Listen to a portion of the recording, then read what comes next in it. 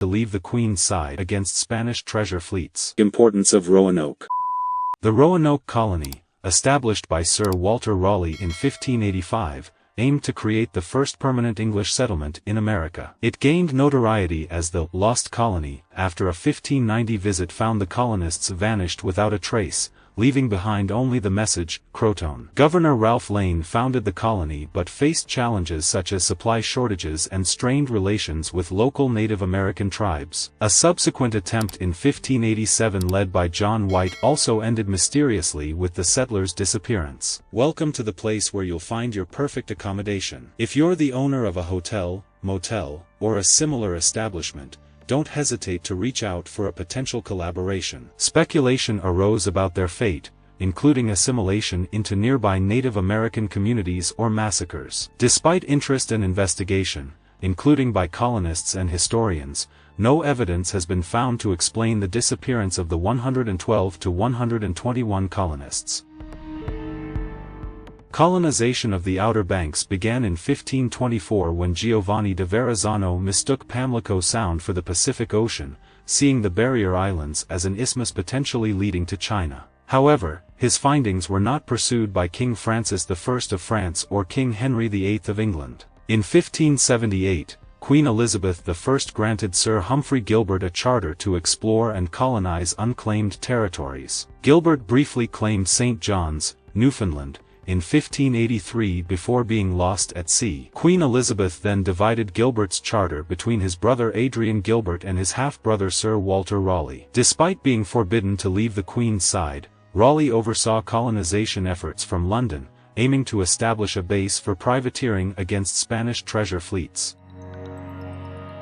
In 1584, Sir Walter Raleigh organized an expedition to explore his claim in the New World. Departing England, the fleet, led by Philip Amatus and Arthur Barlow, sailed a standard transatlantic route, reaching the West Indies before sighting land at Cape Fear on July 4. Making landfall on July 13, they encountered friendly Native American tribes, particularly the Secotans, led by Wingina and later represented by Granganimio due to Wingina's injury. Upon returning to England later that year, Amatus and Barlow praised the hospitality of the tribes and the strategic importance of Roanoke. They brought back two natives, Wanchese and Manteo, impressing Queen Elizabeth I.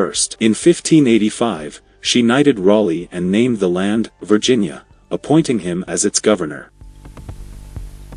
Since the 1590s, speculation regarding the fate of the lost colony has persisted without concrete evidence of their relocation or demise. This historical enigma has garnered a reputation among scholars for inspiring obsession and sensationalism, often yielding little academic merit. The conjecture surrounding the lost colonists typically begins with established facts. When John White returned to the colony in 1590, no signs of conflict or forced departure were evident, despite the fortified site. Additionally, there were no reported human remains or graves in the vicinity, implying that all inhabitants were alive upon departure. The inclusion of the Croton message aligns with White's agreement, suggesting they anticipated his search efforts and desired to be located.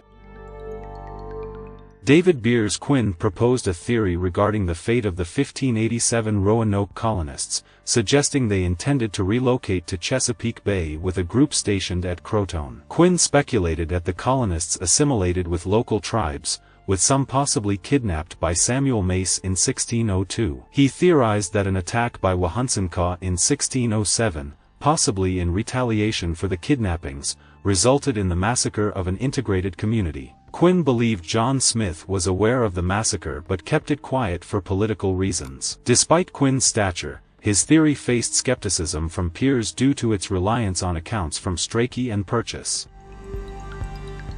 Since at least 1605, the possibility that the missing Roanoke colonists assimilated into nearby Native American tribes has been considered. Historians suggest that successful assimilation would lead to the gradual abandonment of European culture and lifestyle as the colonists adopted Algonquian ways. The Croatan tribe, believed to be ancestors of the Hatteras people, is often associated with the colonists due to circumstantial evidence. However, other tribes like the Catawba and Cori have also been linked to the colonists. Reports of encounters with Native American tribes have fueled speculation, although higher rates of albinism among Native Americans could explain these sightings. Some theories propose that the colonists relocated westward or scattered across various locations after attacks by Native Americans. It's conceivable that the Roanoke colonists attempted to rescue themselves by sailing back to England in the pinnace left behind by the 1587 expedition. Such a voyage could explain the absence of both the ship and any trace of the colonists. The colony included sailors capable of such a journey, and while little is known about the pinnace, ships of its size were capable of voyages, albeit usually alongside other vessels. Fear of Spanish attacks along the standard route may have prompted the colonists to attempt a direct course to England. However, the pinnace wouldn't have been large enough to carry all the colonists, and the provisions needed for such a journey would limit passenger numbers. They could have attempted to build another seaworthy vessel using local resources, as survivors of the 1609 Sea Venture shipwreck did.